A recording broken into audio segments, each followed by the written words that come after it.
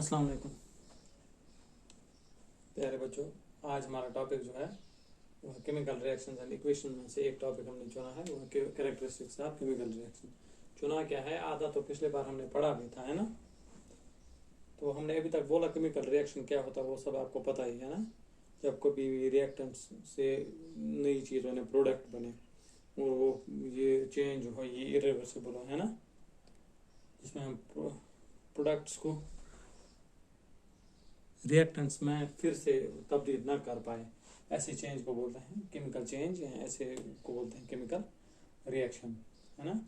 अब एक chemical reaction ये कहीं लेबोरेटरी में ही नहीं होती है ना, ये हमारी ज़िंदगी में हर किसी पहलू में होती है। वो आपको मैंने पहले समझाया। हम अगर अपनी लाइफ प्रोसेस की बात करें, उनमें भी हर किसी कदम पर केमिकल रिएक्शन का रोल है। अगर हम देखें, हमें जिंदा कौन रखता है, ये डाइजेशन रखती है, रेस्पिरेशन रखती है और बाकी लाइफ प्रोसेस रखती हैं। गोया वो कोई कदम नहीं, कोई स्टेप नहीं जहाँ पे केमिकल रिएक्शन होती नहीं। ये ज़रूरी नहीं है कि केमिकल रिएक्शन सिर्फ लेबोरेटरी में होती है। अब सवाल ये है कि हमें कैसे पता चलता है केमिकल रिएक्शन हो चुकी है या नहीं हो चुकी है। तो हमें कौन से पैरामीटर्स हैं, कौन सी चीज़ें हैं जिनसे हम बोल सकते हैं केमिकल रिएक्शन हो रही है, हुई है या नहीं हो रही है या नहीं हुई है। हाँ, इसका जवाब हमें देखता है कैरेक्टरिस्टिक्स ऑफ केमिकल रिएक्शन।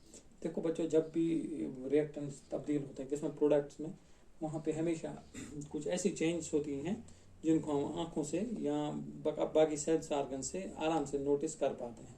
तो उन सारी चेंज को बोलते हैं characteristics of a chemical reaction. अगर आपको अब लिखना होगा कैसे बताएंगे, conversion of reactants into product is always accompanied by easily observable change. Such changes are called as characteristics of chemical reaction. वो सारी चेंज जो रिएक्टेंट्स को प्रोडक्ट्स में तब्दील होने के समय हो जाती हैं, उन सबको कलेक्टिवली जो है बोलते हैं कैरेक्टरिस्टिक्स ऑफ केमिकल रिएक्शन। देखो ये मेनली जो है 5 कैरेक्टरिस्टिक्स हैं। एक इवोल्यूशन ऑफ गैस है।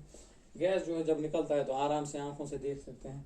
फॉर्मेशन ऑफ प्रेसिपिटेट, जब कोई चीज़ हल ना हो जाए, ऊपर आ जाए, स्कम बने, या मतलब वो प्रेसिपिटेट बने, वो ऊपर ही आ जाता है ना। वो हो गए 2 कैरेक्टर्स। तीसरा कलर चेंज, जब भी कभी कलर चेंज होता है वो भी हम आराम से देख सकते हैं कि कलर चेंज हुआ है। इसमें आंखें लग सकती हैं, सेंस ऑर्गन है हमारा, तो वो प्रेसिपिटेट में आंखें लगती है। एवोल्यूशन ऑफ कलर में, गैस में, या तो कानों से आवाज़ भी सुन सकते हैं और आंखों से देख भी सकते हैं। चेंज इन टेम्परेचर, ये तो हम आराम से अपने स्किन से देख सकते हैं, नोटिस कर सकते हैं, हाथ लगा के, टच करके।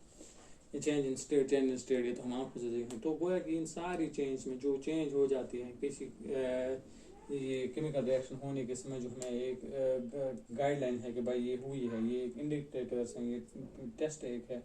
तो इन सब को हम नॉर्मल सेंस ऑर्गन से नॉर्मल वे में बोल सकते हैं रिएक्शन हुई है कि नहीं। देखो मिसाल के तौर पर हम इवोल्यूशन ऑफ गैस लेंगे। देखो मैंने आपको पिछली बार बोला, जब भी किसी एसिड गैस, मिसाल की यही H2SO4 लिखो मैं, अगर इसके साथ कोई मेटल मिले, जो भी रिएक्टिविटी सीरीज में हाइड्रोजन से ऊपर मेटल है वो इसको रिप्लेस करता है हाइड्रोजन।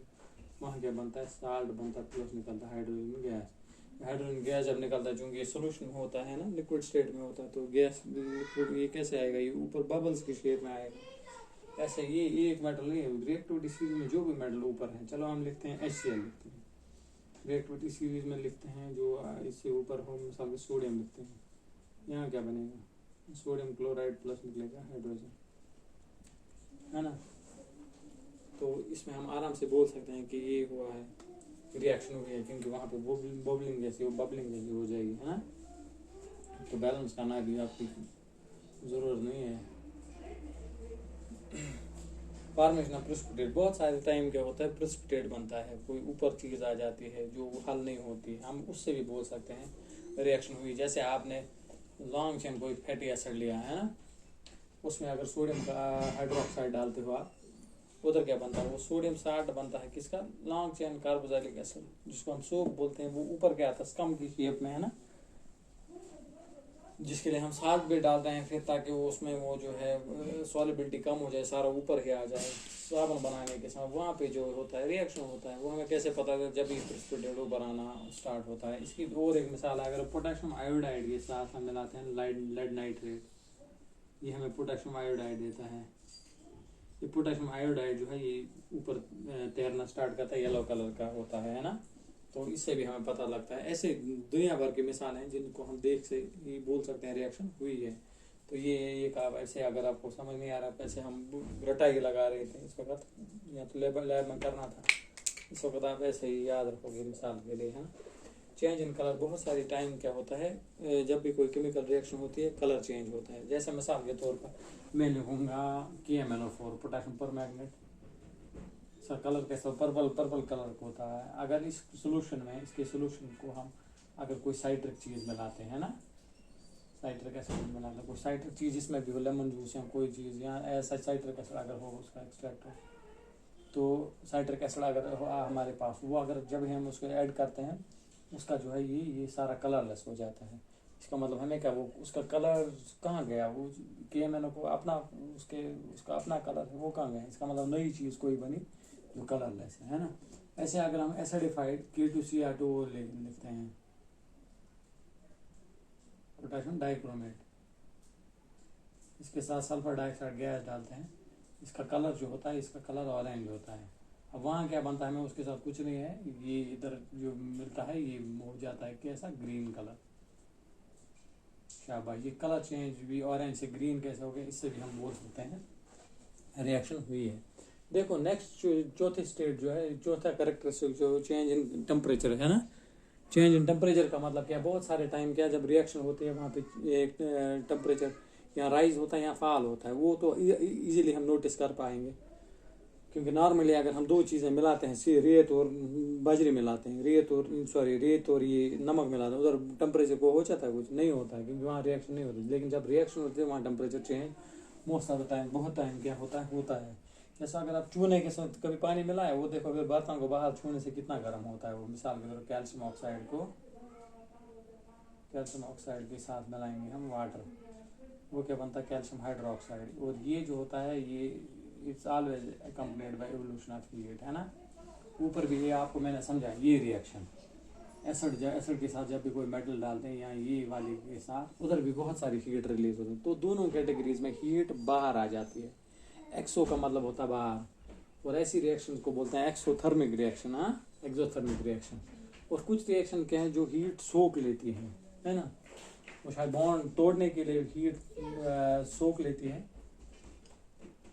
और बॉन्ड बनाने के टाइम भी हीट निकलती है। और बॉन्ड बनाने के टाइम जो हीट निकलती है इस केस में, जहाँ पे एंडोथर्मिक रिएक्शन वो कम होती है, किस मुकाबले में, उसके मुकाबले में जितने वो सोख लेती है ना।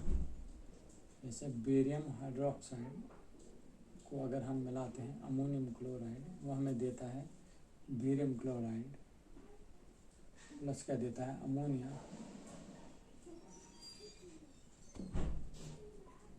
प्लस क्या देता है, वाटर। अच्छा भाई, ये रिएक्शन जो है ये जब होती है तो बर्तन बहुत ठंडा हो जाता है। इसका मतलब इसने हीट सोख ली। क्यों हो सोख लेता है वो हीट, इसको और इसको तोड़ने के लिए कुछ हीट चाहिए होती है, वो बहुत ज़्यादा होती है ना। और जब नया चीज़ बनता है ना, उधर हीट रिलीज होती है, जो हीट रिलीज होती है वो कम है एज कम्पेयर जो हीट उसको तोड़ने के लिए चाहिए होती है।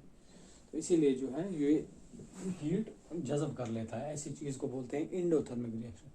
यानी अब रिएक्शन एंडोथर्मिक हो या एक्सोथर्मिक हो, ये कंपनी का था, it's accompanied by temperature change, उसको नोटिस करके हम बोल सकते हैं रिएक्शन हुई है। ऐसे कभी क्या होता है, कभी स्टेट भी चेंज हो सकता है।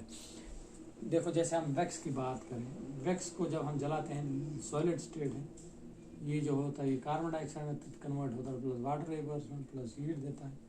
ये क्या है, ये गैस है, ये क्या है, ये लिक्विड है। देखो ये सॉलिड किसमें कन्वर्ट हो, गैस और लिक्विड में।